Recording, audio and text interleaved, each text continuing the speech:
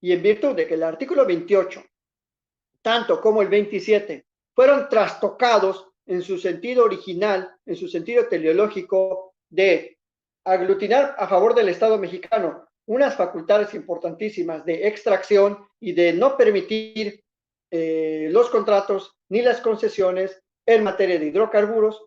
Es por ello que todo eso tenemos que volverlo a su sentido original. Es decir, ¿qué propondría? Porque todavía no conocemos la iniciativa López Obrador, pues propondría básicamente darle el sentido original que ya tenía, es decir, no está inventando nada nuevo, ni está, como dicen algunos, violando la Constitución.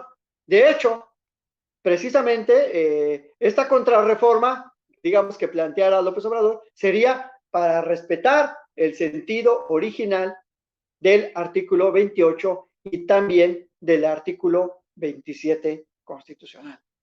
Así, más o menos es, a grosso modo, la explicación, dado que, pues, en los medios tradicionales, los opinólogos, incluso tal vez hasta algunos constitucionalistas, manifiestan que las reformas planteadas por López Obrador irían en contra de la Constitución. Y yo diría, bueno, pues ¿de cuál Constitución me estás hablando? Porque el sentido original de la Constitución era recuperar la soberanía económica, la soberanía energética y darle al pueblo ese reparto equitativo de la riqueza. Así lo dice también el artículo 25 constitucional. Y ese es el sentido incluso más de abolengo del constitucionalismo mexicano. Esa era la premisa inicial de los padres fundadores, de Miguel Hidalgo y Costilla, de José María Morelos y Pavón.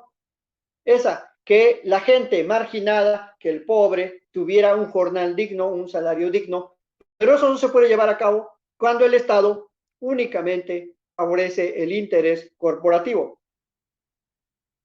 Es tan importante este asunto que precisamente el artículo 28 constitucional ha sido reformado en el año 2020 para que se prohíba la exención de impuestos, porque no solo se les habían regalado las concesiones, concesiones que pues nos vamos enterando que incluyen minerales preciosos y que en la época de Calderón y Peña Nieto repartieron a diestra y siniestra por todo el territorio nacional, incluyendo también partes que estaban prohibidas como reservas de la biosfera, como ejidos o bienes comunitarios de algunos pueblos indígenas, y no les importó que se traslaparan los polígonos, no les importaba nada, lo repartían a diestra y siniestra. Por esa razón, es importante reivindicar el sentido original de la Constitución de 1917 y el sentido original de justicia social, que a veces o mayormente presumimos los constitucionalistas. Todo mundo en el extranjero nos admira por la Constitución de Querétaro, por sus grandes logros a favor del campesinado, por el reparto agrario, por la dotación de esas tierras a favor de gente que nunca había tenido una tierrita para cultivar. Y eso en muchas partes del territorio nacional ha logrado impulsar la economía local, la economía de las familias. Y por esa razón es importantísimo promover esta reforma que le dé ese sentido original para que se continúe con el viejo proyecto revolucionario ahora a través de una transformación que apenas nos damos cuenta que apenas está empezando. Entonces, eso es únicamente por cuanto hace a el sector energético, un sector que ha sido pues vilipendiado, básicamente regalado. Decía por allá en los 2000 cuando se hablaba del FOBAPROA y acerca de la privatización masiva de empresas, decía algún crítico, nos hubiera salido más barato regalar todos los bancos desde el principio y las empresas que dar las concesiones, rescatarlas, volverlas a vender, volver a rescatarlas y así como ha venido sucediendo con los bancos y con muchas empresas productivas del Estado. porque principalmente pues son esos grupos corporativos los que se siguen beneficiando una y otra vez de los subsidios, de los fideicomisos y de la condonación de impuestos. En este sentido, ya como una lectura política, la reforma al sector energético, que únicamente abarca, dicho sea de paso, por el momento, la ley del servicio de energía eléctrica, pues yo creo que también debe de ya de meter el Congreso el acelerador a fondo para prohibir las concesiones en materia de minería y en materia también de hidrocarburos. Yo creo que ese es un tema que se tiene que tratar con el debido cuidado, no, que no quede ni una posibilidad de que en el futuro se sigan otorgando concesiones a compañías nacionales, pero tampoco a las extranjeras. ¿Y por qué? Porque hay un sector que nos oponemos tajantemente a ello. Bueno, la evidencia arroja que todas esas empresas, todas esas concesiones, todos esos grupos de poder, lo único que generan a través de sus actividades extractivas es un desorden comunitario, generan una violación masiva de los derechos laborales. Acabamos de ver cómo quedaron atrapados 7 mineros en el norte de México y no hay autoridad local y la autoridad federal es a veces incapaz de estar supervisando todas esas concesiones. El otro factor es que las concesiones se les dan a un precio pues ínfimo, básicamente casi se les regalan, comparado con los montos de ingresos que obtienen por la venta de oro, la venta de plata. El oro ha estado subiendo en los últimos 10 años y la concesión se la dan a un precio fijo.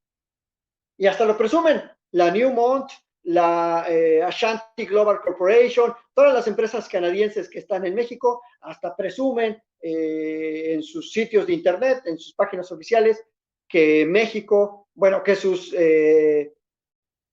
proyectos, porque sí le llaman sus proyectos en México, son de los más productivos a nivel global, junto también con los de Sudáfrica. Entonces, por ese lado, si vemos una lectura geopolítica y global, la reforma que está planteando el presidente López Obrador, pues tiene pues bastantes efectos positivos, porque se le pondría freno al poder corporativo, un freno que necesita empezar a ser pues planteado no solo en México, sino en muchas partes de Latinoamérica, porque aquí hago un paréntesis, estas compañías van por todo Honduras, por Guatemala, Perú, Argentina, Colombia principalmente, causando los mismos estragos comunitarios, generando asesinatos de activistas de derechos humanos, generando contaminación en la Amazonía ecuatoriana, en la Amazonía peruana, y desplazando a comunidades enteras, porque pues sus actividades, al ser totalmente desaseadas, violando toda norma nacional e internacional, pues tiran ahí sus desechos, sus residuos líquidos peligrosos, sus metales pesados. Aquí en México, pues tuvimos el caso de Bacanuchi en Sonora, y bueno, recientemente, insisto con este punto, hubo otro accidente pues parecido al de, tristemente, infamoso accidente de Pasta de Conchos. Es por ello que las personas que estamos en desacuerdo con esos proyectos extractivos, pues queremos que se haga una reforma constitucional, porque nada bueno han traído a este país esos proyectos internacionales. No son inversión, son únicamente extracción de bienes y recursos. Pero la narrativa de algunos comentaristas que seguramente reciben dinero por decir esas cosas y escribirlas en los diarios de la Organización Editorial Mexicana y todos esos diarios, pues que se venden en los kioscos, o a lo mejor ya ni se venden porque ya no tienen el chayote que les daba el gobierno federal. Todas esas organizaciones impulsan hasta estudios y pagan publicidad disfrazada de comentarios a través de los medios tradicionales. Así que es por esa razón, no es ninguna otra, ni es ningún afán de ahuyentar la supuesta inversión.